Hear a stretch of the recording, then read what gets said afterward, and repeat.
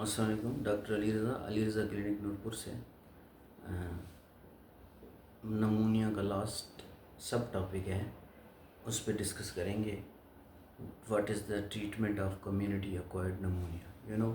Typical हो atypical हो, ये दोनों कम्युनिटी एक्वायर्ड नमूनिया करवाते हैं। तो सबसे पहले आप जनरल मेयर्स लेंगे, पेशेंट को रेस्ट करवाएंगे। अगर एक पेशेंट को नमूनिया है उसको रेस्ट करवाएंगे, बच्चा हो बड़ा हो उसको रेस्ट करवाएंगे। रेस्ट करेगा तो रिकवरी जल्दी होगी। उसको बच्चे भागना शुरू कर देते हैं, खेलना शुरू कर देते हैं। लड़के जो हैं वो एथलीट हैं, क्रिकेट खेलने चले गए, बुखार थोड़ा उतर गया तो आप उनको रेस्ट करवाएंगे। दूसरे नंबर पे स्मोकर है तो स्मोकिंग इस मौके पे भी छुड़वाएंगे, नो स्मोकिंग। उसके अलावा plenty of fluid, in always encourage fluid intake in feverish patient. कोई भी मरीज़ है जिसको वायरल बुखार है या नमूनिया का बुखार है या कोई और बुखार है, तेज़ बुखार में क्या होता है, जिस्म में हीट बहुत ज़्यादा होती है, उसकी वजह से एवापोरेशन ऑफ द वाटर होती है और डिहाइड्रेशन होती है और पेशेंट मज़ीद सिक हो जाता है। तो इस तरह के पेशेंट को अगर हम फ्लूइड ज़्यादा दें, पानी ज़्यादा पिलाएं, किसी भी किस्म का फ्लूइड, पानी ज़्यादा पिलाएं, यखनी बना के दें, जो शांदा दें, कहवा दें, सूप दें, तो ये पेशेंट जल्दी रिकवर कर जाते हैं। उसके अलावा पैरास्टामोल दें, 2 गोलियां सुबह, 2 दोपहर, 2 शाम, ताकि पेशेंट को बुखार ना हो और पेशेंट को दर्द ना हो। उसके अलावा साल्ब्यूटामोल से नेबुलाइज करें, उसको 2 टाइम कर लें, नेबुलाइज करें। उसका फ़ायदा ये होगा कि साल्ब्यूटामोल जो है वो ब्रोंकोडाइलेटर है, तो ब्रोंकोडाइलेशन की वजह से एक तो सांस की नालियाँ थोड़ी सी खुल जाएंगी, उसके अलावा बलगम निकलने में तो आसानी होगी, पेशेंट को कंफर्ट फील होगी। तीसरा, स्टीम दें। घर पे वो अपने आप को स्टीम दें, आप उसको इनक्रेज करें कि भाई स्टीम दो, ठीक है, थोड़ी प्रिकॉशंस बता दें। अब स्टीम से क्या होगा कि स्टीम जब जाती है तो ये जो बलगम या म्यूकस होता है उसको थिन और सॉफ्ट करती है, तो इजीली जो वह बाहर निकल सकता है। इसके अलावा फार्माकोलॉजिकल ट्रीटमेंट की बात करेंगे तो start antibiotic as soon as possible.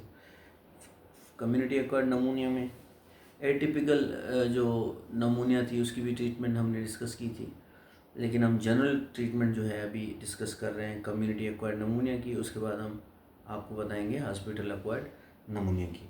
तो ओरल एंटीबायोटिक देंगे मरीज़ को। पेशेंट आए, उसको नमूनिया ठीक है, उसको बुखार है, उसको उसको उसको सांस फूल रहा है, उसकी धड़कन तेज़ है, उसको और मसले हैं, ठीक है, लेकिन हम ओरल एंटीबायोटिक स्टार्ट करेंगे, ठीक है, अनटिल सीवियर डिजीज़। जब सीवियर डिजीज़ हो, फॉर एग्जांपल वोमिटिंग या ओरली टॉलरेट ना करता हो, तब हम आईवी एंटीबायोटिक स्टार्ट करेंगे। और जब भी हम आईवी एंटीबायोटिक स्टार्ट करेंगे तो पहले 48 घंटे हम आईवी एंटीबायोटिक देंगे। उसके बाद मरीज़ को जो है हमने दोबारा देखना है और उसके बाद फिर हमने फ़ैसला करना है, अगर पॉसिबल हुआ तो हम फिर उसको ओरल पे शिफ्ट कर देते हैं। अब हम बात करेंगे जो जितनी भी इन्फेक्शस डिजीज़ है ना, उनमें हम फॉलो करते हैं वर्ल्ड हेल्थ ऑर्गेनाइजेशन की गाइडलाइंस। उन्होंने गाइडलाइन बना के दे दी है कि ये जो आप डेवलपिंग कंट्रीज़ हैं, क्योंकि रेजिस्टेंस डेवलप हो रही है बार बार, तो आप जो है ना नमूनिया के लिए ये यूज़ करें और मुख्तलिफ़ इन्फेक्शंस के लिए ये यूज़ करें, ठीक है, उन्होंने बना। तो उसके हिसाब से गाइडलाइन से हम WHO वर्ल्ड हेल्थ ऑर्गेनाइजेशन के हिसाब से हम ट्रीटमेंट डिस्कस करेंगे। तो WHO कहता है mild to moderate community acquired pneumonia में एमॉक्सिसिलिन दें, ठीक है। डोज जो है वो पहले कहते थे 10 दिन दें, अब कहते हैं 5 दिन दें। तो आप देख लें 7 या 8 दिन तो दें कम से कम, ताकि पेशेंट को जो है सही तरह हील हो। तो first choice in community acquired pneumonia according to the WHO is amoxicillin. Second choice में है एमॉक्सिसिलिन प्लस क्लोरानिक एसिड यानी कि ऑगमेंटन और डॉक्सीसाइक्लिन। अब फ़र्ज़ करो एमॉक्सिसिलिन फर्स्ट चॉइस आपने दी लेकिन वो काम नहीं कर रहा, उसके बाद अब आपने फ़ैसला करना है इसको ऑगमेंटन पे रखें या डॉक्सीसाइक्लिन पे रखें। तो अगर उसके सिम्टम्स लोबार नमूनिया या टिपिकल नमूनिया से मिलते हैं तो आप ऑगमेंटन पे ले जाएं। अगर उसके सिम्टम मिलते हैं एटिपिकल नमूनिया पे या ब्रोंको नमूनिया पे तो आप डॉक्सीसाइक्लिन पे ले जाएं। उसके बाद नाइस गाइडलाइन जो है इन यूके वालों की, वो कहती है क्लेरिथ्रोमाइसिन दे दें पर 5 डेज़, और वो बहुत ही अच्छी चॉइस है और उसका बहुत अच्छा रिजल्ट मिलता है।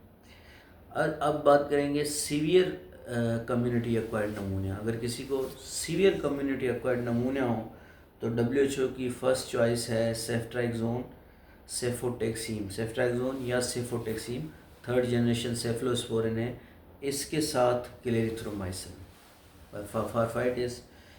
सेकंड चॉइस में ये कहते हैं एमॉक्सिसिलिन प्लस कल्विनिक एसिड यानी कि अगमेंटन प्लस क्लेरिथ्रोमाइसिन।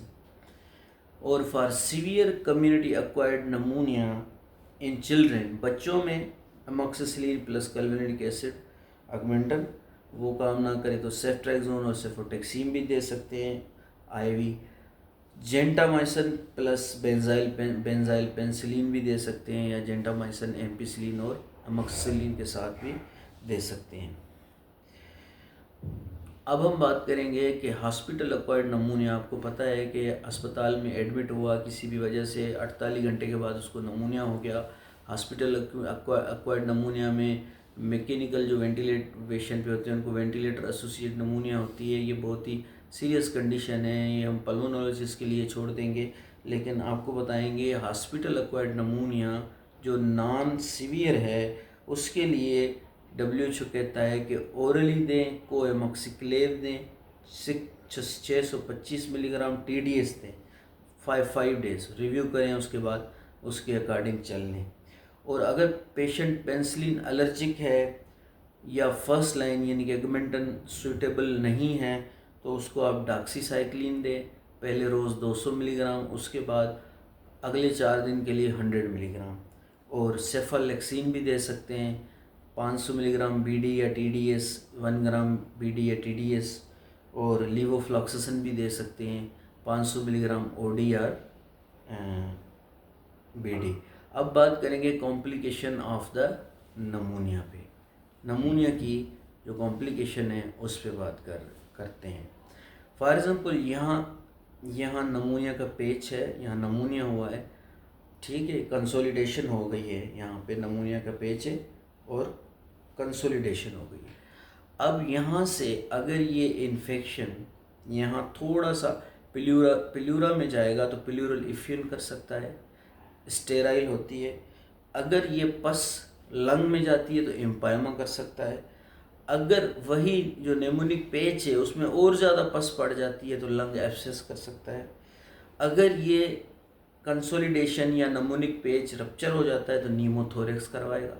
अगर ये नमूनिया का पेच जो है ये रप्चर भी होता है और उसमें पस भी जाती है तो पायोनीमोथोरेक्स करेगा। आपको पता है नमूनिया मोस्टली स्ट्रेप्टोकोकाई निमोनी की वजह से होती है, इसीलिए। और स्ट्रेप्टोकोकाई निमोनी जो है वो अगर ज़्यादा दिन रह गया अंदर तो वो पोस्ट स्ट्रेप्टोकोकल ग्लोमेरुलोनेफ्राइटिस भी करता है, मतलब किडनी को भी डैमेज करता है। तो एक्यूट किडनी इंजरी भी हो सकती है नमूनिया की, अगर नमूनिया का इलाज सही ना हुआ।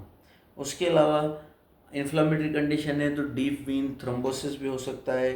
उसके अलावा पोस्ट इन्फेक्टिव ब्रोंकोइक्टेसिस भी हो सकता है। TB में तो होता ही होता है पोस्ट इन्फेक्टिव ब्रोंकोइक्टेसिस। उसमें क्या होता है कि जो नमूनिया का जहाँ पेच पड़ा होता है तो वो लंग पैरेन्काइमा को परमानेंटली डैमेज कर देता है और वो लंग का हिस्सा काम नहीं करता, और वहाँ पे जो ब्रोंकाई होती है वो सख्त होती है और वहाँ रेशा बनता रहता है बहुत ज़्यादा। तो ये पोस्ट इन्फेक्टिव ब्रोंकोइक्टेसिस। उसके अलावा आपको पता है नमूनिया जो है ये इन्फेक्शन है तो जाहिर बात है ये ब्लड में जाएगा तो सेप्टिसीमिया कराएगा। उसके अलावा ये पेरिकार्डियम में जाएगा तो पेरिकार्डाइटिस करवाएगा। एंडोकार्डियम में चला जाएगा एंडोकार्डाइटिस करवाएगा। बोन में चला गया ओस्टियोमाइलाइटिस करवा देगा। जॉइंट में चला गया सेप्टिक आर्थराइटिस करवा देगा। इवन दिमाग में चला गया तो मेनिंजाइटिस करवा देगा। और आपको पता है मेनिंजाइटिस कितनी ज़्यादा ख़तरनाक है, और इसीलिए नमूनिया को जो है वो इजीली हम ट्रीट कर सकते हैं। स्टार्ट एंटीबायोटिक दें, प्रॉपर डोज दें और प्रॉपर टाइम में दें तो आपको अच्छे रिजल्ट्स मिलेंगे। अल्लाह हाफ़िज़।